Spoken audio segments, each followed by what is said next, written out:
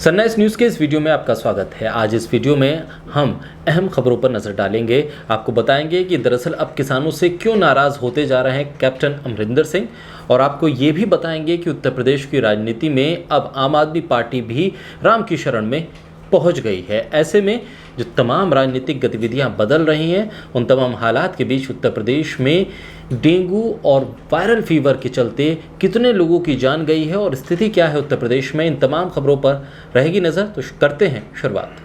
तो कभी किसान संगठनों उसके आंदोलन का समर्थन करने वाले कैप्टन अमरिंदर सिंह अब किसान संगठनों से नाराज हैं। दरअसल आंदोलन जारी है और किसानों का आंदोलन पंजाब को बहुत हद तक प्रभावित कर रहा है।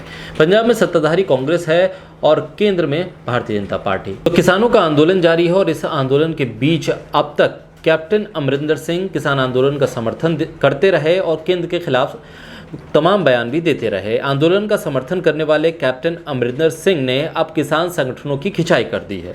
दरअसल पंजाब को हुए आर्थिक नुकसान को लेकर कैप्टन अमरिंदर सिंह ने किसान संगठनों पर बयान दिया। कैप्टन ने किसान संगठनों की खिंचाई करते हुए सीधे शब्दों में दो टूक कह दिया कि पंजाब सरकार के समर्थन की वजह से ही वो दिल्ली में हैं।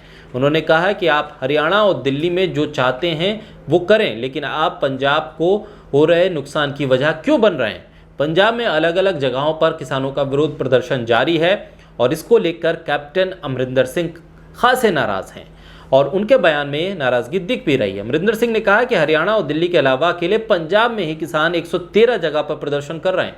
कैप्टन ने इसे लेकर नाराजगी जाहिर की और ये साफ संकेत भी दिए हैं कि उनके समर्थन की ही वजह से किसान संगठन दिल्ली में बैठे हैं, लिहाजा किसान आंदोलन की वजह से अगर पंजाब को नुकसान होता है तो ये बर्दाश्त नहीं होगा। ऐसे में किसान संगठनों को कैप्टन अमरिंदर सिंह ने दो टूक शब्दों में ये चेतावनी भी दे दी है कि आप पंजाब सरकार की वजह से ही दिल्ली और हरियाणा में प्रदर्शन कर पा रहे हैं। अगर उनका समर्थन नहीं होता तो आप दिल्ली तक नहीं पहुंचते।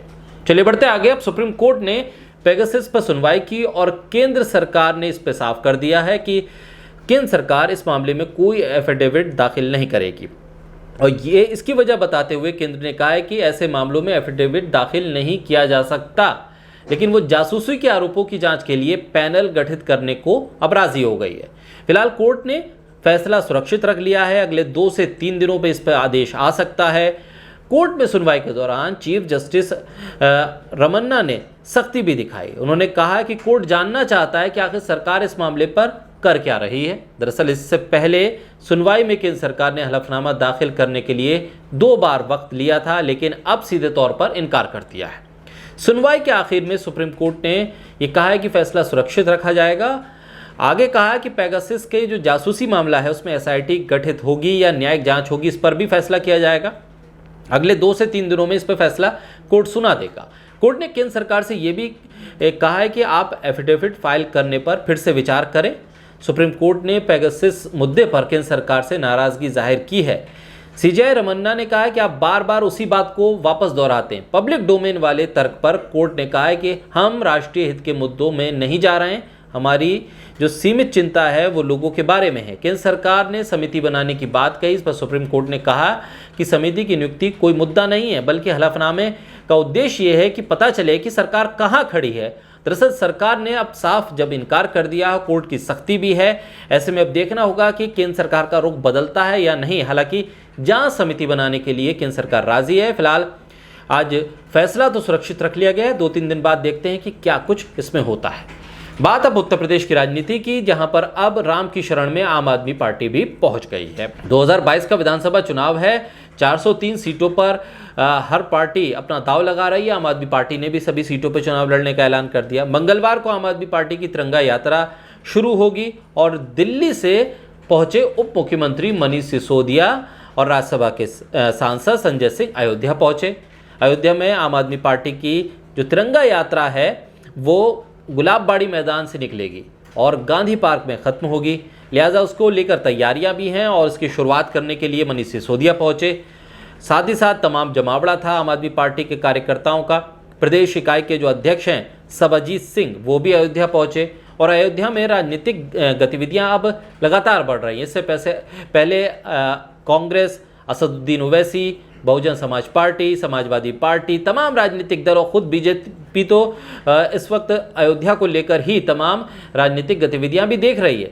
और इससे पहले हनुमानगढ़ी में भी मनीष सिसोदिया ने पूजा अर्चना की, जो महंत थे उनसे मुलाकात की। यानी कि अब अयोध्या उत्तर प्रदेश के विधानसभा चुनाव से पहले एक तरह से राजनीति का केंद्र बनता जा रहा है। बीजेपी की जो राजनीतिक स्ट्रेटजी है उसी के आधार पर तमाम पार्टियां अब आगे बढ़ती हुई दिख रही हैं। चलिए आगे बढ़ते हैं, बात डेंगू, मलेरिया और वायरल फीवर की। उत्तर प्रदेश इस वक्त इन तमाम बीमारियों की चपेट में है। मेडिकल स्टोर पर पैरासीटामोल और एंटीबायोटिक मेडिसिन की मांग बढ़ गई है, उस पर भीड़ देखी जा सकती है और इसकी डिमांड बढ़ने से सप्लाई में भी कमी सामने आ रही है। ऐसे में प्रशासन ये कह तो रहा है कि जो सप्लाई की कोशिश की जा रही है, लेकिन किस हद तक ये ज़मीनी स्तर पर पूरी होगी ये भी देखना होगा। डेंगू, मलेरिया, वायरल की वजह से पैरासीटामोल की खपत बढ़ी है। अकेले लखनऊ मंडल के जो असिस्टेंट कमिश्नर हैं उनके मुताबिक भी दवाओं की आपूर्ति का ठीक ठाक है, लेकिन ज़मीनी स्तर पर जो है वहाँ पैरासीटामोल की काफ़ी हद तक कमी हो गई है। मौसम में बदलाव भी है और ये तमाम बीमारियाँ हैं, इसके लिहाज से मांग बढ़ी है एंटीबायोटिक और पैरासीटामोल की, और इसकी कमी की वजह से लोगों को खासी दिक्कत है। वायरल बुखार के मामले कई ज़िलों और शहरों में आ रहे हैं। राजधानी लखनऊ, मथुरा, आगरा, कानपुर, प्रयागराज, फिरोज़ाबाद, इस पे तमाम जो शहर हैं वो शामिल हैं और अब तक करीब 100 लोगों की मौत हो चुकी है।